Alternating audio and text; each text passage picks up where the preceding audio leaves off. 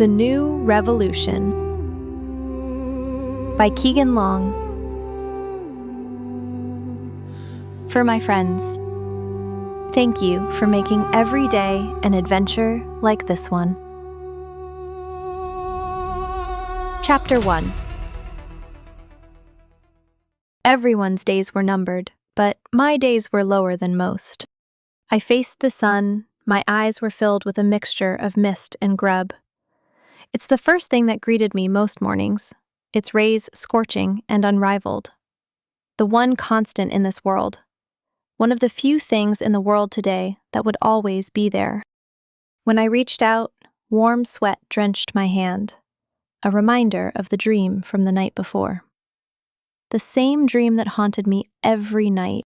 Fire raining down on cities, streets becoming graveyards, and worst of all, the pulsing, mechanical red eyes staring back at me. Those same red eyes followed me every night. The eyes of the centaur. It's not a dream, but a memory. A forced memory to relive every day. The memory of the machines who came and destroyed everything over 5 years ago. The memory of Cerberus. Sleep never comes easy, or to anyone for that matter.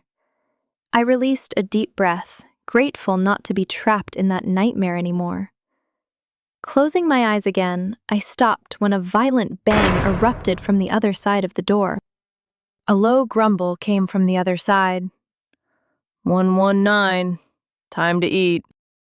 It's Delaney, I snapped. I have an actual name, you know. Feel free to use it.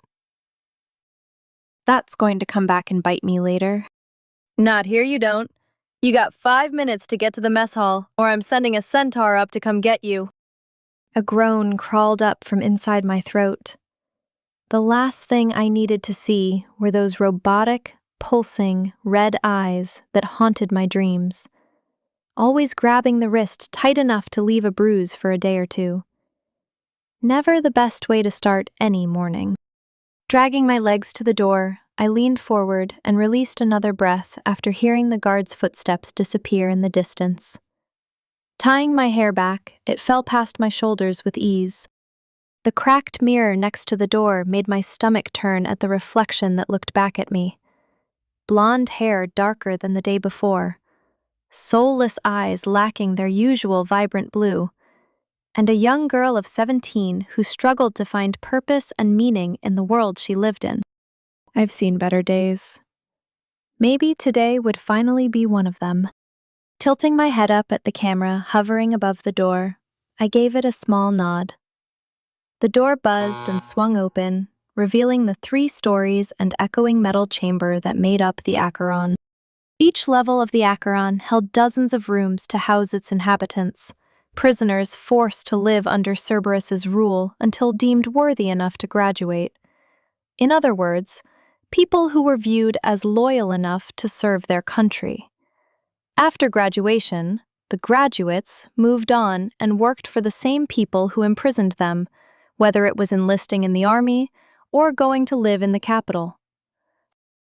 Most, however, didn't make it long after. There's no surviving in this world. It's cruel and unforgiving. People either got lucky or eventually their time ran out. I took a step out of the room. The first thing that greeted me was the familiar, foul stench of the chamber, making my nose cringe. No centaur today? I didn't have to look twice. That voice was recognizable a mile away. I snorted and shook my head. Not today, Sarah. The short and curly redhead had been my neighbor ever since my untimely arrival at the Acheron several years ago. Connecting instantly, the pair of us were too stubborn to admit it, making our duo the perfect deadly combo in raising mayhem throughout the prison. Sorry, re-education camp, as Cerberus would insist. Sarah snapped her fingers. Her voice was dramatic and also teasing. Darn, that show you gave us yesterday made waking up actually worth it. Don't get used to it. My eyes wandered again to the 2 levels underneath us. Heights didn't scare me easily, but I sure was glad of the steel railing that kept me in place. My thoughts roamed to the lives that lived within these walls, the cries and tears that echoed through the corridors, the nightmares and the struggles that faced everyone. Every door held a glimpse into a different world. Gotta keep things interesting around here. Sarah gave me a light nudge. I turned to return the favor, but stopped short when the buzzer went off. Come on, Sourface.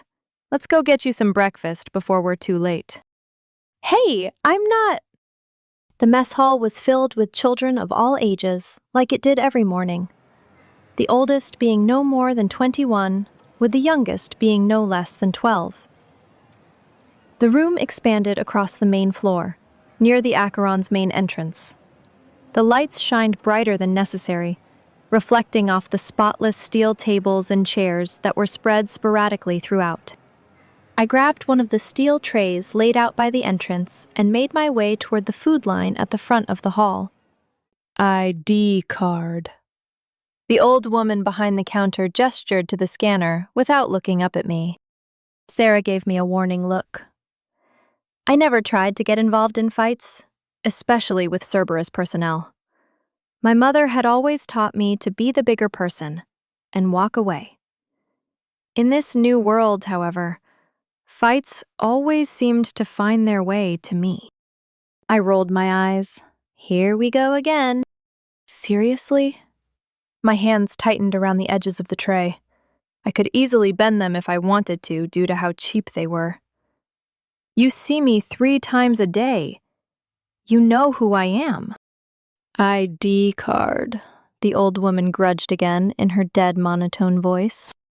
Don't do it. Don't you dare say it. I gave her a look. I don't have it. Left it in my room. A lie, but I was already committed. It was going to be one of those days. The woman turned to the next person in line, who happened to be Sarah. Not my problem. No card, no food. Why you? A new voice from behind caught both of us by surprise. The male voice was calm, but his face remained concealed behind a dark, tinted mask. Put it on mine. The Cerberus guard towered over me. His face was concealed behind his black helmet and shaded blast shield, standard guard uniform. He scanned his card, and the old woman reluctantly dropped a pile of grub on my plate. You got lucky this time, 119. The old woman turned, this time staring daggers at the guard. She then turned back to serve Sarah. It's Delaney. It's not that hard. Sarah's bemused face, as expected, most likely matched my own.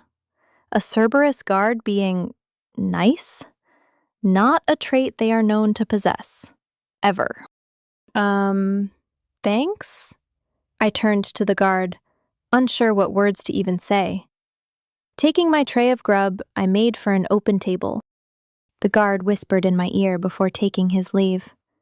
I felt the grin concealed behind that mask. Don't mention it, kid.